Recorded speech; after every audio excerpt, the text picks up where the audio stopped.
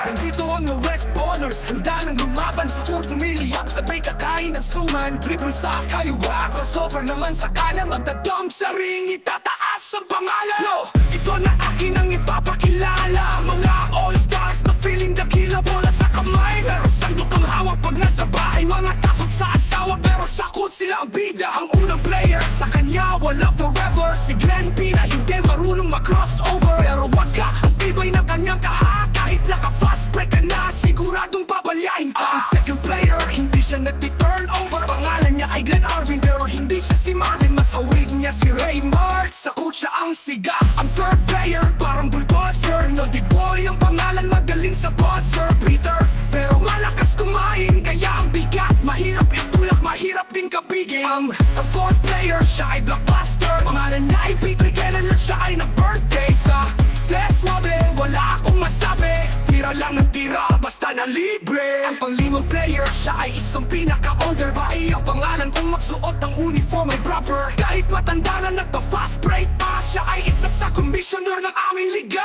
Ang pang-anim na player, isa sa mga tower, JM kung tawagin, wag magtangka, nagibain sa lakas, di mo aakalain na siya ay yayamanin, pumunta ng Australia para lang mag-video gameplay. Ang pang-pitong player, asawa ng broker, palaging present sa game, pero takot sa commander, commits ang pangalan na inyang ipinagsisigawan ng mortgage broker. Siya ang tunay na mayaman, yo, napakilala ko na ang first team ng liga, kaya ngayon ang second team babanat na. Sila ay mga pogi, bangit ang mga nauna, pagpasok pa lang ng court, mga babae magtitilyan na.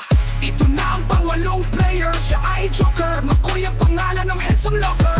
Minsan shooter, minsan naman misser, pero okay pa din dahil siya ang heartthrob ng player. Ang pang-siyam, Kerwin ang pangalan, long hair dati pero ngayon ay deadly. Sa tres titira, meron ding depensa, may itsura din pero si Makoy pa din ang bida. Pang-sampo, Makoy din ang pangalan pero may satin kang spelling, kaya okay lang, tirador sa perimeter. Kahit may edad na may itsura din pero si Makoy na may kipa din ang bida. Basta pa may nakalimutan pa ako, sige na nga promise, itutuloy ko ang kwento. Ang kabagang boys, si Dolitz at si Justin, Brownlee Bro at Bronny ang kanilang tag team. Shooter si tatay, slasher naman si kuya, ang laro ay masaya pag andyan sila. Oops, teka lang kang matampo, Norris ikaw na, may eksena ka din dito. Malakas at matikas, lalo na pag may bigote, pag andyan si Norris, walang imposible. Si Patrick Air, siya ay slasher, payak na mabilis like a speeding bullet. Now you see me, now you don't, yan ang kanyang beg. Teka lang, wait, nalimutan ko si Butch, siya ang tatay na iba-iba ang shoes. Ang